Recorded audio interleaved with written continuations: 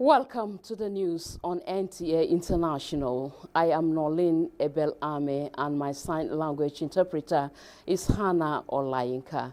And now the headlines. 12 African countries, including Nigeria, reaffirm commitments to overcoming energy challenges with a 2030 target at summit in Tanzania. Head of Civil Service of the Federation unveils service-wise GPT at 2025 Global Government Summit. Plus, Nigeria's First Lady inaugurates ICT Community Center to promote digital literacy for national prosperity.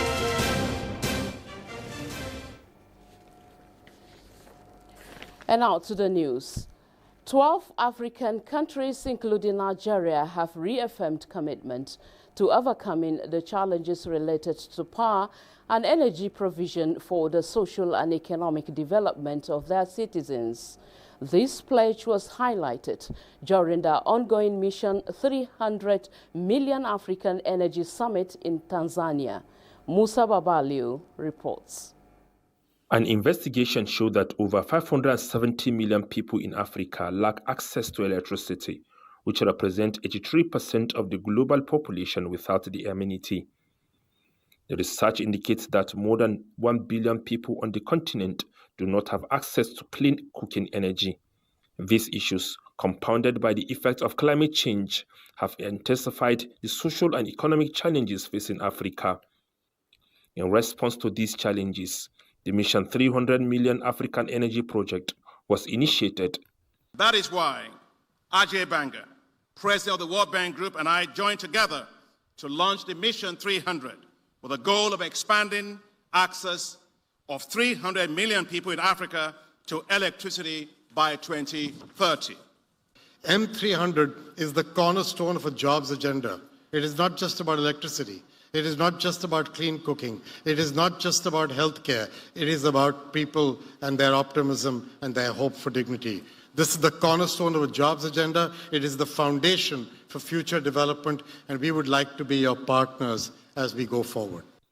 As part of this initiative, 12 African nations, including Nigeria, Chad, Cote d'Ivoire, DR Congo, Liberia, Madagascar, Malawi, Mauritania, Niger, Senegal, Tanzania, and Zambia presented their national energy compacts at the ongoing summit. Africa is uniquely positioned to lead the global energy transition. By powering essential sectors such as healthcare, education, commerce, bolstering industries like solar manufacturing, grid infrastructure, and clean energy solutions, renewable energy can unlock unprecedented economic potential. If successful, this project is expected to provide energy to 300 million people, thereby creating job opportunities and sources of income for many people across the continent. Musa Baba Aliyu, NTA News. In a similar news, the Africa Energy Summit hosted by Tanzania is a landmark gathering which aims to connect 300 million people to power services by 2030. The summit is being attended by African heads of state, business leaders, and development partners.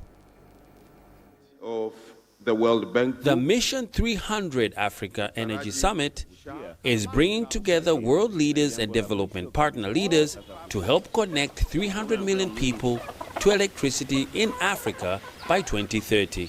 Tanzania, the African Union, the African Development Bank, and the World Bank Group are hosting this event. Their focus is on making changes, finding funds, and creating partnerships to improve Africa's energy situation. Mission 300 will underscore our shared commitment and universal clean energy access, reducing carbon emission, and supporting livelihood. Together we can drive a more equitable and sustainable energy for future, and this summit will be part of the solution. The head of Africa's Development Bank says time is of the essence. Efforts are being made to invest in generating, transmitting, and distributing electricity. These investments aim to ensure that power is reliable, affordable, and available to everyone. This is mission critical. You know, this is a continent that actually loses 3 to 4% of its GDP every year because of lack of electricity. Mission 300 aims to speed up bringing electricity to sub-Saharan Africa while ensuring that as energy sources diversify, they remain clean and capable of meeting rising demand. This transition is expected to encourage economic growth and create more jobs. About 570 million Africans lack access to electricity, disconnecting them from fully participating in growing their nation's economies. The goal here is to use the support from global players to ensure no one is left behind. Africa has the youngest population in the world, with 70% of sub-Saharan Africa under the age of 30. The head of the World Bank feels providing electricity to young people is an opportunity for the continent's growth. If we can connect 300 million people over the coming years, not just to electricity, but also to digital access, we can transform Africa's potential for jobs for young people over the coming decade. As the summit continues, leaders emphasize that time for action is now. With collaboration and commitment, Africa can overcome its energy challenges and light up the way for a brighter and prosperous future for millions. The outcome of the summit could set the stage for the continent's energy landscape for years to come.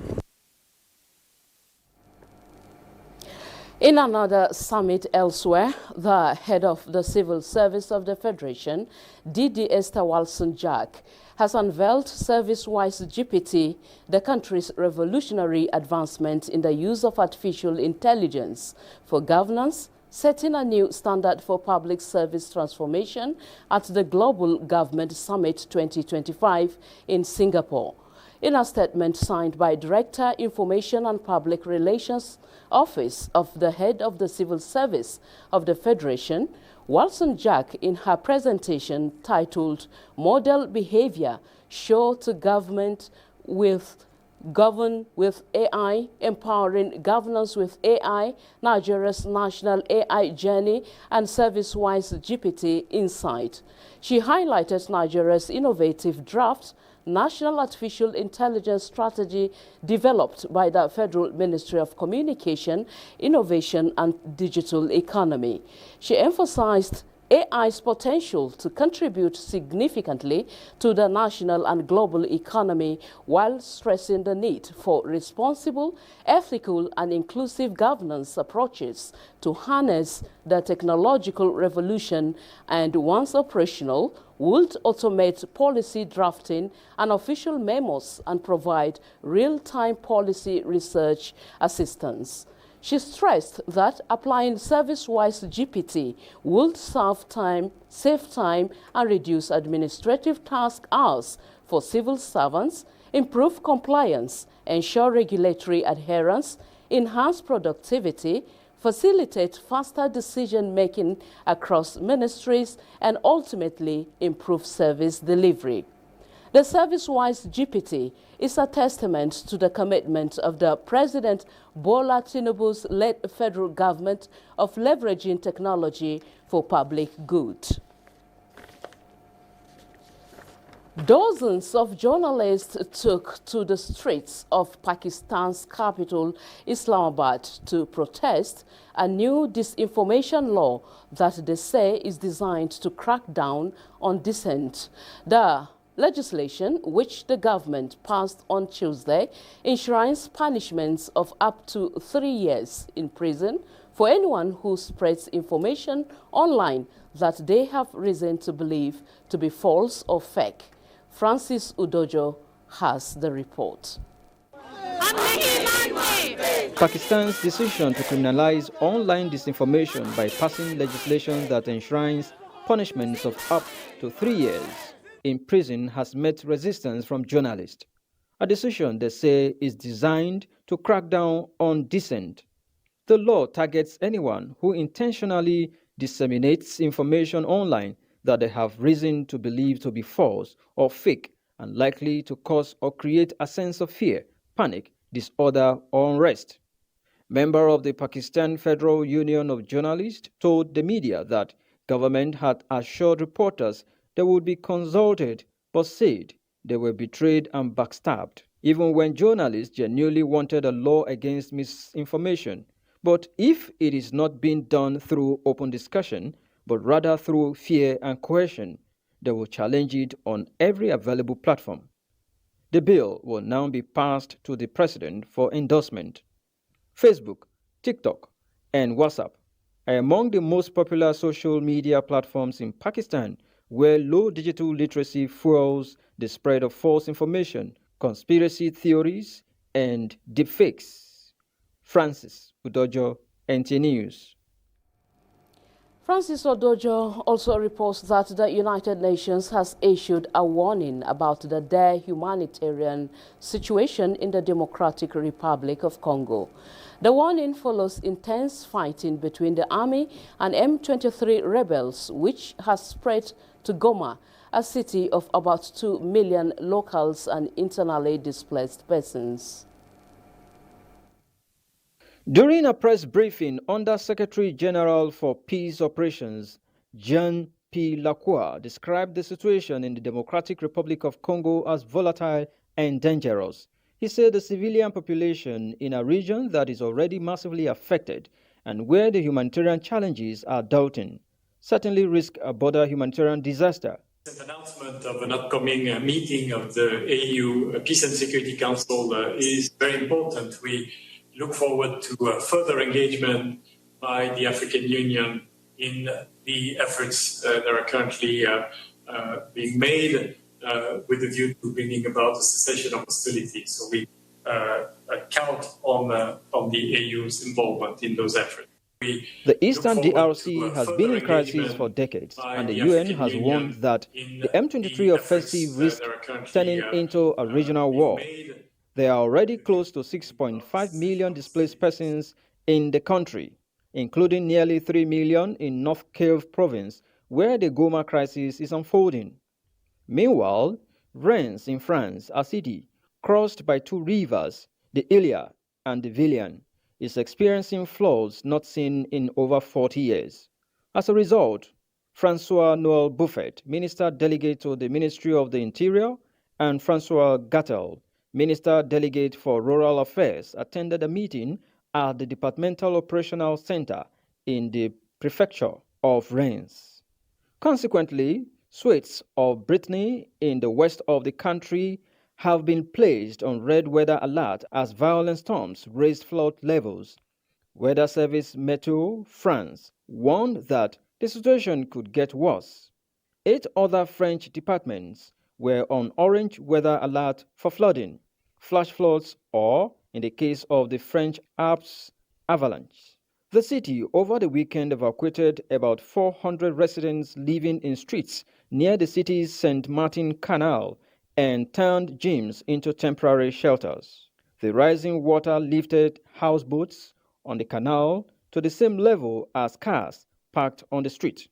Authorities have warned of difficult road conditions across the region and disruption of rail services, while scientists have shown that climate change caused by burning of fossil fuels is making storms more severe, supercharged by warmer oceans. Francis Udojo, NTA News. On the political scene, the more than 2 decades of Nigeria's democracy is mobilizing key actors on the nation's political landscape and beyond to initiate conversation towards its survival in the midst of challenging times. Civil society organizations are setting the tone on the platform of National Conference on Strengthening Democracy in Nigeria for a robust engagement. Political correspondent Abubakar Akwanga reports. Thank you very much. About 25 years of Nigeria's democracy is now a model for the assessment of an uninterrupted process, with top Nigerian politicians taking strategic positions to deepen knowledge and expertise regardless of party divide. Now, the guest speaker and immediate past Vice President of Ghana, Mahmoudou Bawumia, blamed series of coup d'etat on the continent to poor political culture and values, and advocated selfless leadership, inclusive participation, and citizens' consciousness. For our democracy to succeed and remain useful for the citizenry, ladies and gentlemen, we require a new set of leaders. leaders who place national interest over and above individual parochial interests. Electoral reforms that will entrench democracy of best global standards and promote platforms that will provide solutions to most unanswered questions, poised by continued effort to attain democratic glory. The focus of this conference includes fostering the development of political parties that are truly representative, open to internal democracy, and accountable to the people.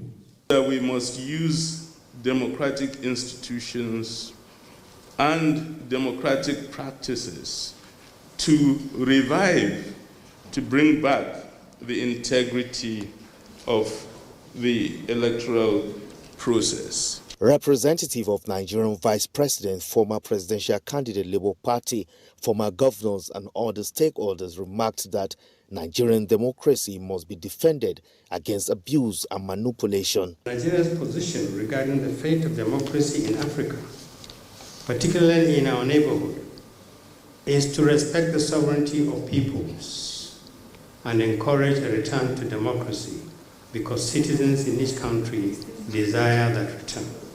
Let's talk about the future of the country, because often we abandon the country and what we need to do, talking about power grab. The national conference, among other things, aimed to attain a better political system and orientation that will reflect the will of the people with an improvement beyond the 2023 experience. In Abuja, Abubakar Akwanga, NTA News. You're watching the news on NTA International. We will take a break now. More stories shortly. Thank you for staying with us on the news on NTA International. The Minister of Interior, Olubunmi Tunji-Ojo, is kicking off 2025 with big plans, from mandatory home delivery of international passports to a restructured federal fire service. He says Nigerians should expect a fast-paced year. Victor Azu attended an interactive session in Abuja and brings us the details. It was a lively atmosphere as journalists and key players in the Ministry of Interior gathered, sharing ideas and predictions even before the minister arrived. When Olubunmi Tunji-Ojo walked in, the room quietly shifted to focus. He's earned the nickname Starboy for his results in 2024. And he's making a bold promise, 2025 will be even better. Top of the pile, from April 1st, home delivery of international passports won't be optional anymore. It will be mandatory. This, he explains, is to end the long lines and hassles many Nigerians face during collection. So everywhere in Nigeria now, once you apply for your passport, if you choose the option of home delivery, we will deliver to you. If there is home delivery, your passport cannot be missing. That's